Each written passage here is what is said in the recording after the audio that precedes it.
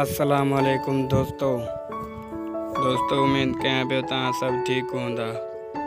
दोस्तों मां आहियां इमाम दीन महर, जीअं त तव्हां ॾिसी रहिया आहियो इमाम दीन ऑफिशियल। दोस्तों मां तव्हांखे ॿुधाईंदुसि ज़र ज़िंदगी ड्रामे जे बारे में। जिते तव्हां पोयनि एपिसोडनि में ॾिठो हूंदो त जीअं कमदार ऐं संदसि घर वारी पाण में सलाह पिया कनि त सॼी मुद्दा सां ॾुखिया कीअं गुज़ारिया। जीअं त हाणे असां पंहिंजी धीउ जो संग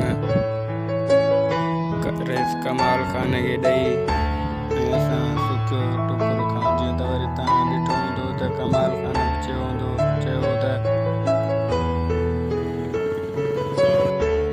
कमदार जे धीउ सां शादी करे जेका ॻाल्हि मां अदा सां नथो करे सघां उहा कमदार खे चवंदुसि त उहो कमदार अदा सां ॻाल्हि करे सघंदो।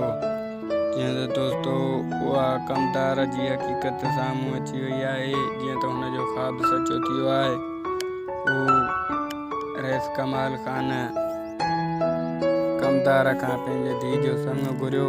जीअं त थोरो कमदार अची पकाई करे चयो त